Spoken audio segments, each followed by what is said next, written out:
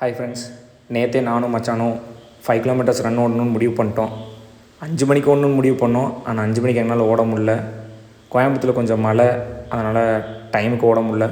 சரி, முன் வைத்த காலை பின் வைக்க வேணாம்னு சொல்லிட்டு குறிச்சி குளத்துலையாவது ஓடலான்னு சொல்லிட்டு ஒரு 7 மணி போல் ஓடணும். பாருங்கள், 7 மணிக்கு எப்படி வெதர்னு. கொஞ்சம் ரொம்ப குளிர்ச்சு, பட் ஸ்டில் ஓட ஆரம்பிச்சிட்டோம். மச்சான் 5 கிலோமீட்டரை வந்துட்டு ஒரு 25 நிமிஷம் முடிச்சிட்டாப்புல. ஆனால் நான் வெறும் 3 கிலோமீட்டர் தான் ஓடினேன். அதுவே 21 நிமிஷம் ஆகிப்போச்சு. ஃப்ரெஷ் ஆகிட்டு நானும் ஒய்ஃபும் கோயிலுக்கு கிளம்பிட்டோம்.